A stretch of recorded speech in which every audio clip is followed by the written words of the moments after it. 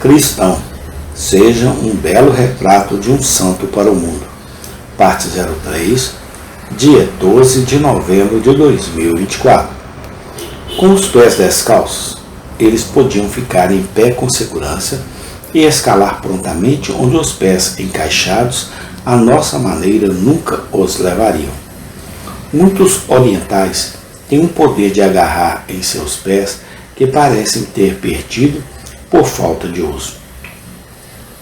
Um árabe, ao tomar uma posição determinada, na verdade parece agarrar o chão com os dedos dos pés. Roberts nos diz em suas conhecidas ilustrações que os orientais, em vez de se abaixar para pegar as coisas do chão com os dedos, as pegam com os dedos dos pés, e fala de um criminoso condenado à decapitação que, para se manter firme na hora da morte, agarrou com o pé um arbusto. Jó declara que se apegou aos passos de Deus e assim garantiu uma base firme. Ele tinha um forte domínio da santidade, assim como Davi disse: eu me apeguei aos teus testemunhos. Aquele eminente estudioso Dr. Gould traduz a passagem: ou pelo sopro ameaçador de um homem ímpio. Você deve permanecer firme, e contra toda pressão e bajulação, você deve agarrar e apreender os preceitos do Senhor e permanecer neles, fixados a eles.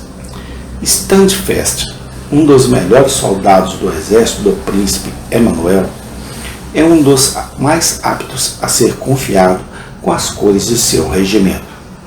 Tendo feito tudo, fique de pé. Para formar um caráter santo, devemos nos apegar aos passos de Deus no sentido de prontidão e rapidez.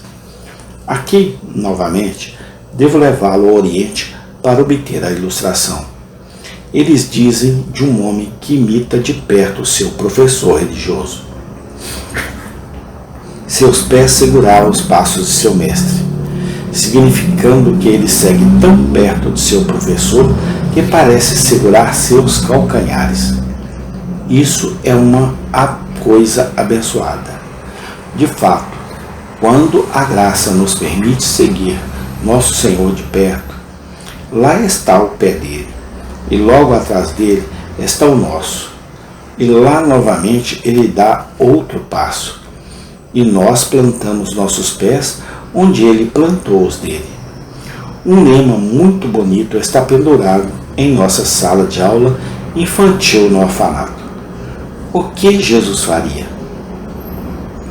Não apenas as crianças podem tomá-lo como guia, mas todos nós podemos fazer o mesmo, seja qual for a nossa idade. O que Jesus faria?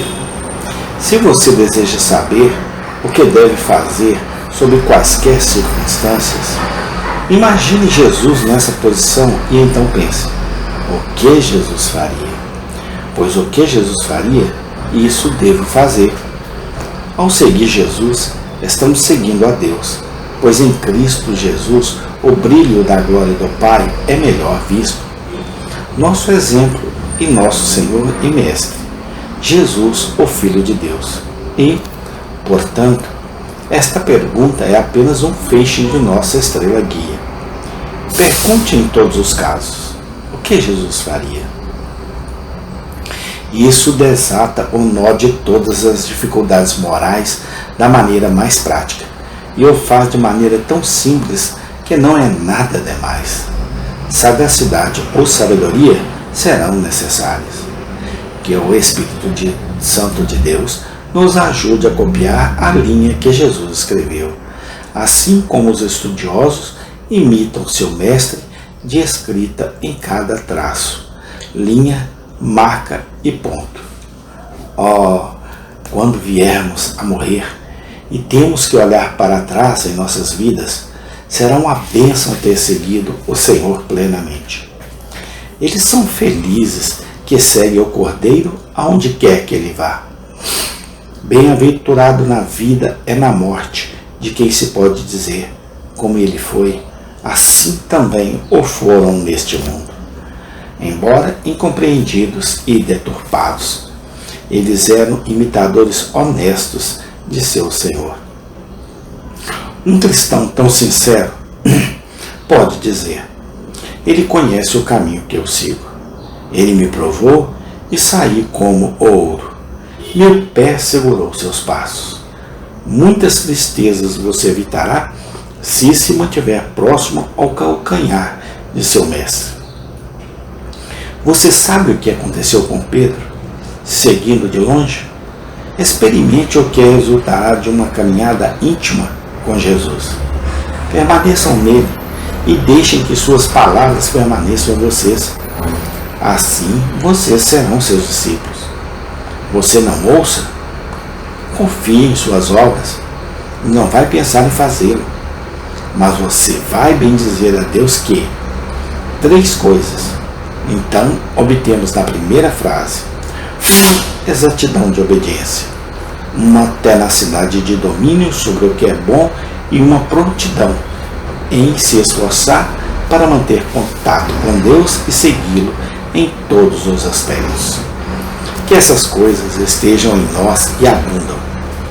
Passamos agora para a segunda frase.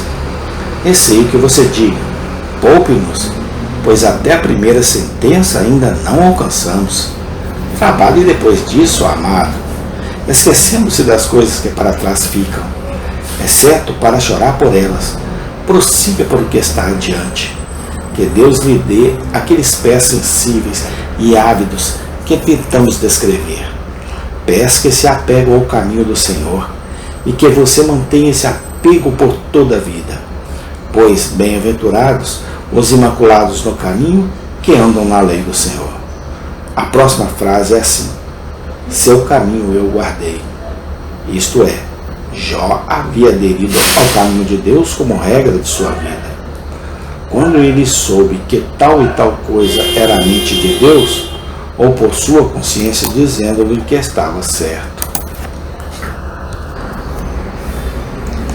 ou por uma revelação divina. Então ele obedeceu à insinuação e a manteve. Ele não saiu do caminho de Deus para satisfazer suas próprias fantasias ou para seguir algum suposto líder. Ele manteve o caminho de Deus desde a juventude até o momento em que o próprio Senhor disse a respeito dele: você considerou meu servo Jó, homem íntegro e reto, que teme a Deus e se desvia do mal? O Senhor deu a ele esse caráter ao diabo, que não podia negá-lo e não tentou fazê-lo, mas apenas murmurou: Jó serve a Deus por nada. Não puseste uma cerca em volta dele de tudo que ele tem? Quando ele pronunciou o nosso texto, Jó poderia ter respondido ao acusador malicioso que mesmo quando Deus havia derrubado suas cercas e o devastado, ele não havia pecado nem acusado Deus de tolamente. Ele não deu ouvidos aos conselhos imprudentes de sua esposa para amaldiçoar a Deus e morrer. Mas ainda assim abençoou o nome divino, embora tudo o que lhe tenha sido tirado. Que palavras nobres são essas? Amém. Tem continuação. Louvado e exaltado seja o nome do Santo Deus de Israel, hoje e sempre eternamente. Amém.